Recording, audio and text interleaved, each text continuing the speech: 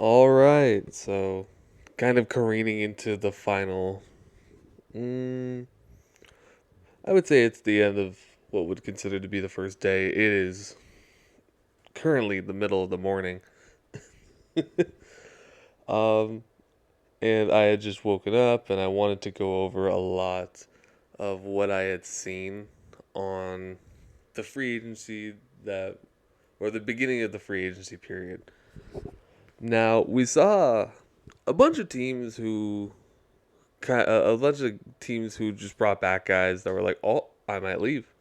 Oh, I might go," and then they don't. But there are some notable people that have been traded. There's been some interesting signings to go to some places, but obviously, first and foremost, the man that you're seeing on screen, Mr. Kevon Looney, is no longer going to be part of the Golden State Warriors, and it just breaks my heart. It honestly does. I loved Kevon Looney for many, many years. Pretty much ever since he came out, he's just a winning player. He's a true champion. He's always just been a consistent mainstay for all of the titles. He's like kind of an unsung hero for a lot of the Warriors' big runs into deep playoff series.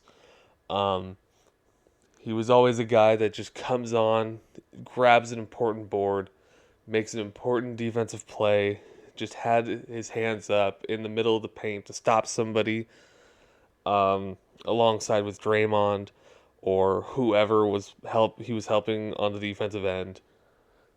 And he was just a rebound. It was always just a rebound. So Kevon Looney reportedly has gone to the New Orleans Pelicans for a 2-year deal for 16 million total. So he's going to be making 8 million a year. And I'm just very interested in that fact. Like, I'm not obviously I understand if the Warriors weren't trying to get him, but I think he could have gone somewhere better than New Orleans, especially considering that we've been talking about New Orleans not as a tire fire, but they're not being run very well right now. So I want to wish Kevon Looney all the best in the world. He's meant so much to me, so much to the Bay Area. Just been around for a long time. Let me pull up um, his career stats real quick. Sorry, I didn't have that already listed up. Like I said, it's very early in the morning. I'm kind of just doing this on the fly with something that I had just seen. Um, let's see. So currently pulling up his uh, basketball reference page, Kevon Looney, who was drafted by the Warriors back in 2015. Made his NBA debut January 27th, 2016. He's cousins with Nick Young. That's interesting. I actually never knew that. But Loon Dog has always just been around for all of these championships, like I said. He's a 3-time NBA champion. Um, he's been a Golden State Warrior ever since he came in at 19. And kind of had to be more of a bench role as things went on. But like I was saying, over his career, his rebounding, the last 4 years, he was 7.3, 9.3, 5.7, 6.1.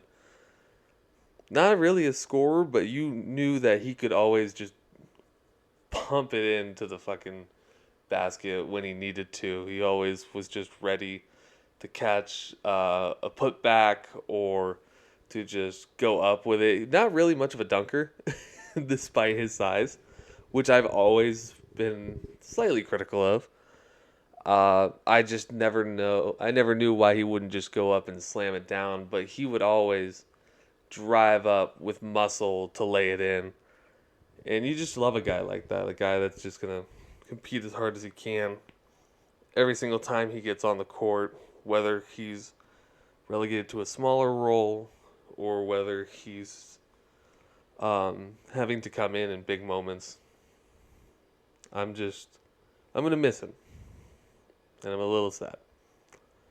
But looking at some other notable things that had happened in this free agency period as of right now, again, this is all agreed to kind of things. Nothing is cemented in stone. None of these contracts have been signed yet, since it is the first day for all this going on. There was two big trades that I saw, which was Nickeil Alexander-Walker getting traded over to Atlanta. Another great piece for Atlanta, like what we talked about yesterday. Atlanta's building for this huge run, apparently, that they're going to go on for the Eastern Conference. And then Denver. Denver makes a huge trade, moving off of Michael Porter Jr., sending him to Brooklyn, and Brooklyn sends back Cam Johnson, which was crazy. I like, of all the places I thought Cam Johnson was gonna go, I was not sure. I was not gonna probably predict Brooklyn or to Denver, but the report is that it was Michael Porter and a 2032 first round pick, completely unprotected from the Denver Nuggets, in order to acquire Cam Johnson, whose contract I believe, I'm pulling it up right now. So his new contract is a 4-year, $94 million contract. It's going to have a $23 million average salary. And yeah, so he's not going to be a free agent until 2027. So obviously, Denver gets a huge, huge piece right there to try to not only move off of the money from Michael Porter Jr., whose contract was at an average value of 35, so instantly about $13 million less. But now it's real interesting considering that little slip up that the Denver Nuggets had about potentially trading Jokic, which was crazy. Obviously, they didn't mean it, but you never want to go up in front of a microphone and say the words trade and Jokic. Or trade 15 is what specifically they said. But those were the two big trades that had happened in the first day. And now let's go to going back to the free agency tab. Just taking a look at some of these contracts is interesting. Like DFS, Story Finney-Smith, leaves the Lakers and goes to sign with the Rockets, who just continue to add pieces. Rockets signed him to a 4-year, $53 million deal, reportedly. And then this is not the only move that the Rockets have made. The Rockets also not re-sign, but they bring back Clint Capella on a 3-year, $21 million deal. And not only that, they've also been signing a bunch of other people. They signed Jeff Green to a 1-year deal. They signed Aaron Holiday to a 1-year deal. Jayshawn Tate gets a 1-year deal. So already, Houston has brought in 5 players and re-signed Fred VanVleet and traded for Kevin Durant. So I think Houston sees the opportunity, now acknowledges the position that they're in the West, and have just decided to go all in. With their money, with all their pieces, everything like that, and I'm honestly impressed by it. I think it's gonna be good for the Houston Rockets, and like I said, they're gonna be a top 4 team in the West for me, probably standing at the end before it's all said and done. Santi Aldama, the center for Memphis, decides to re-sign with Memphis again, a 3-year, $52 million deal. Luke Cornett um, moves off from Boston and goes to re-sign with, or goes to sign with the with the San Antonio Spurs on a 4-year, $41 million deal, just to add more center depth over there is what I imagine. Having a guy there that can keep the level of play up when Wemby is not on the court, and I think it's a fantastic idea. You always want to have a really good backup center.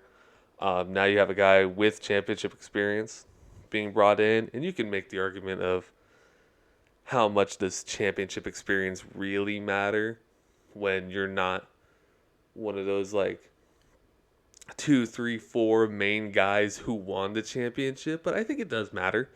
I think just being around an environment, being around such a legitimate franchise like Boston will help the Spurs, especially considering, well, knock on wood.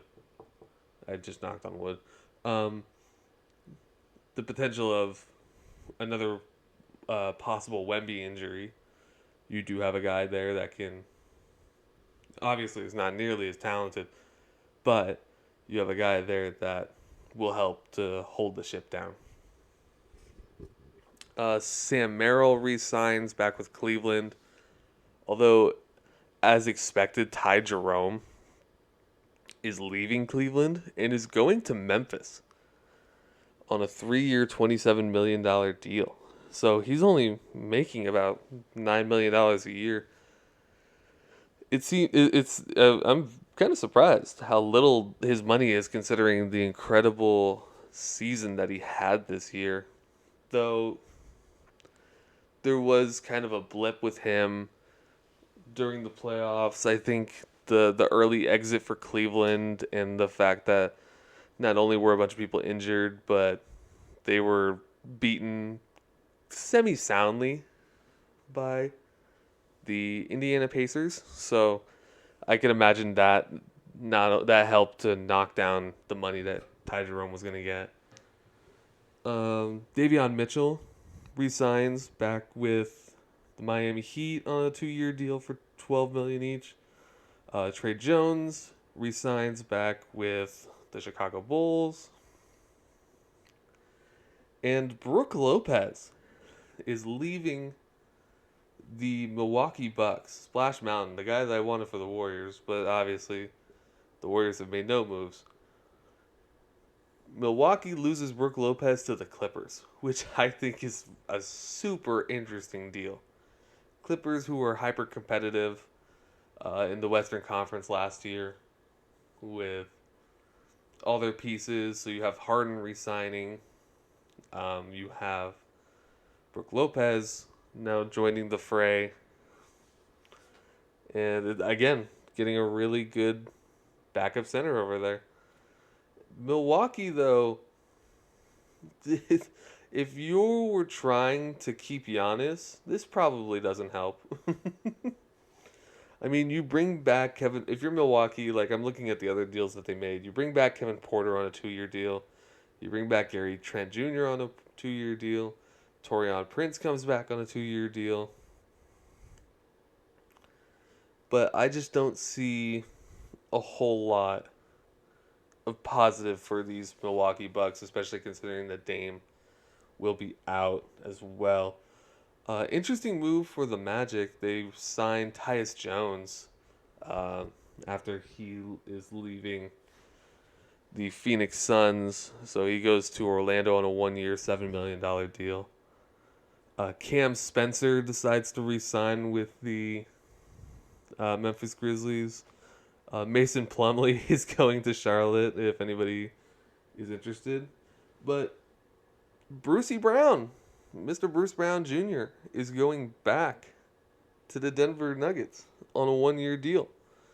So Denver, you could argue that they had a real big improvement on this first day of free agency, making the trade for Cam Johnson and bringing in Bruce Brown. It's going to help with the depth, certainly. Jayshawn Tate, we already talked about, had re-signed in Houston. And I think the last big name that we have here is Karis LeVert, who is leaving Atlanta and moving to Detroit on a 2-year, $29 million deal. Now, Detroit gets another solid scorer to come in, help alongside Cade Cunningham, who wants to be the guy that helps facilitate and distribute the offense to other guys. So I think that's a great move for the Detroit Pistons. There are some still notable names out there in free agency. Obviously, the jewel of free agency, Mr. Miles Turner, is still unsigned at this moment. Malcolm Brogdon's unsigned. Tim Hardaway Jr., who had a really good series for Detroit in that first round, he is still a free agent at this moment. Dennis Schroeder is waiting for his name to be called. I think Jordan Clarkson got bought out. And then Chris Boucher, still on the open market right now. Chris Paul, Al Horford, Gary Payton. And then most of the restricted free agents are around. But it is very cool to see that Detroit is already moving on from Malik Beasley. And they're like, yep, we're just going to pivot in a complete 180 from the alleged gambling scandal that Malik Beasley has going on. If you weren't aware, Malik Beasley was recently is being investigated by the U.S. District Attorney for gambling in NBA games. It's all alleged to this point. But it sounds like with this Karis LeVert signing that Detroit is more or less like, yep, we're just gonna move on. Because Malik Beasley is a free agent right now. They're like, we're just gonna go.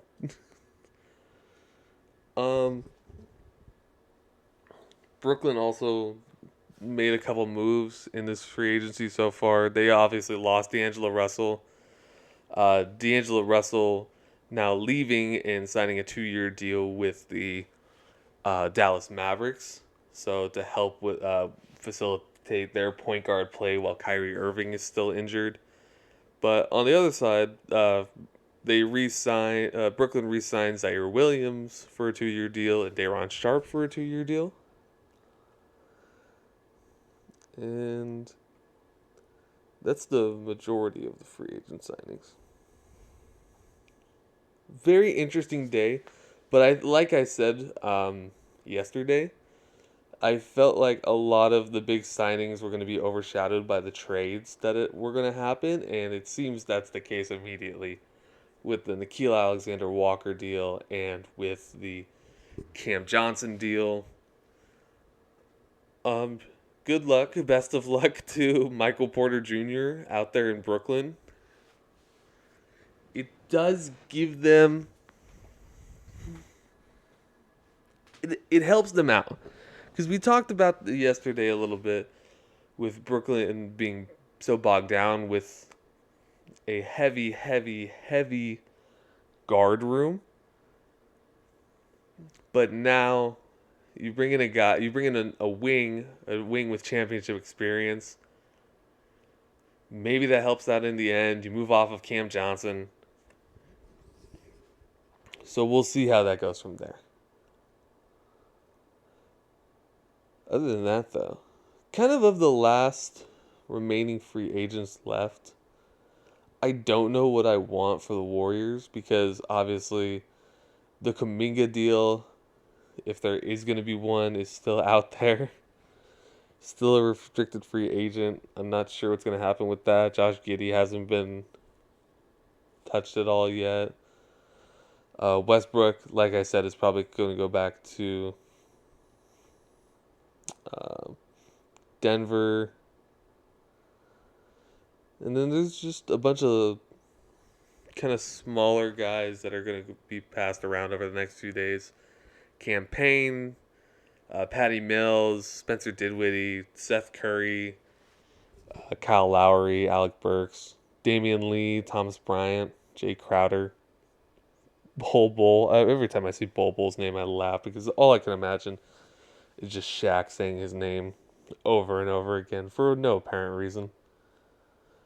But yeah, this was just to kind of touch base, kind of to help inform what happened on this first day of free agency.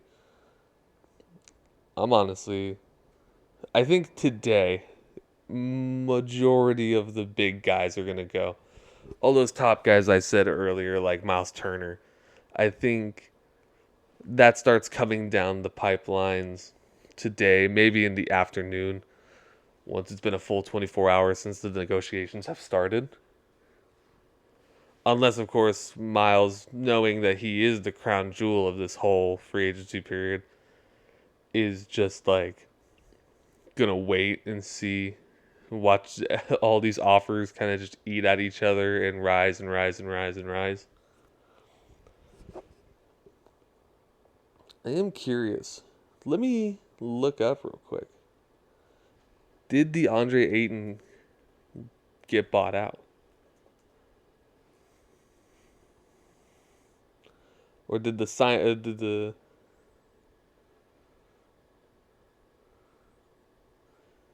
Yep, so he is fully bought out right now. Took a steep discount to become a free agent. Okay, that makes sense. So, yeah, immediately he's one of the top 5 remaining guys in this free agency class, him and Turner, and then you could have whoever else in there. I guess if my top 5 would kind of be Miles Turner, Al Horford, DeAndre Ayton. You could sell me on Tim Hardaway Jr. and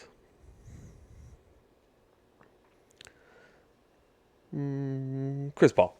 Those would be my top 5 guys still remaining in here. But otherwise, I want to say just one more time, thank you again to Kevon Looney for all that he's done for the Golden State Warriors, 3-time NBA champion, just consummate professional, always around, always ready to compete, and I just love him.